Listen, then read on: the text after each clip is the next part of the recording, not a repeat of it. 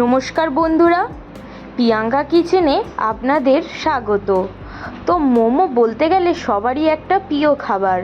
এমন কেউ নেই যে মোমো পছন্দ করে না। বাচ্চা থেকে বড় সবাই মোমো পছন্দ করে। কিন্তু মোমোর যদি এই প্রসেসে আপনারা ঘরে তৈরি করেন, মোমোটা কিন্তু খুবই জুসি আর ক্রিমি আর অসাধারণ খেতে হয়। তো চলো বন্ধুরা, ভিডিওটি স্কিপ না করে সম্পূর্ণ দেখার জন্য সকলকে অনেক অনেক অনুরোধ থাকলো। তো ভিডিওটা শুরু করছি। এখানে প্রথমে মাংসকে তোমরা মিক্সিতে কিমা করে নেবে, তারপরে পেঁয়াজ দেবে, লঙ্কা দেবে আর ধনে পাতা, আর 1 চামচ আদা রসুন পেস্ট, স্বাদ অনুযায়ী একটুখানি চিনি বা নুন, সয়া সস আর বাটারটা কিন্তু মাস্ট, বাটারটা দিতেই হবে। আর রিফাইন তেল, তোমরা সর্ষের তেল না দিলে ভালো, কারণ সর্ষের তেলে একটা বাজে গন্ধ আসবে। তো তোমরা এখানে রিফাইন তেলটাই ইউজ করতে পারো। করে কিন্তু সব কিছুকে ভালো করে মেখে নিতে হবে।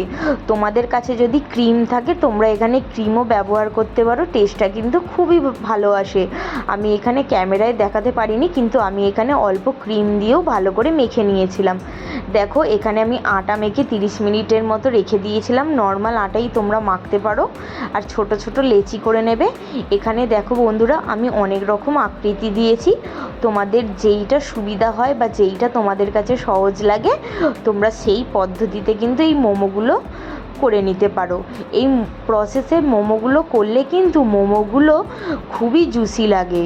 আর তোমরা যদি ভাববে যে কাঁচাটা মাংসটা তোমরা সম্পূর্ণ দেবে না, তো তোমরা কড়ায় 5-10 মিনিটের মতো নেড়ে নিতে পারো। এখানে কিন্তু আমি একদম কাঁচা মাংসই ব্যবহার করেছি।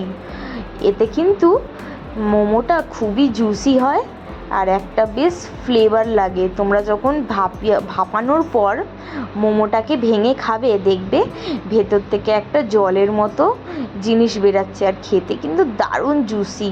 দেখো আমি এখানে তোমাদের সাথে কটা আকৃতি শেয়ার করেছি। তোমরা কিন্তু যেইটা ইজি লাগে করো। আমার মনে হয় যারা বিগিনার তাদের পক্ষে এই আকৃতিটাই সুবিধার হবে।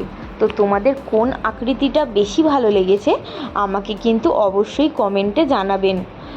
তো বন্ধুরা, কার কার মোমো ভালো লাগে অবশ্যই কিন্তু আমাকে কমেন্টে জানাবে। তারপরে মোমোর আকৃতি দেওয়ার পর তোমাদের ঘরে যদি এইরকম ফুটো ফুটো থালা থাকে তার মধ্যে একটু তেল ব্রাশ করে নেবে। তারপরে কিন্তু মোমোগুলো পরস্পর বসিয়ে দেবে।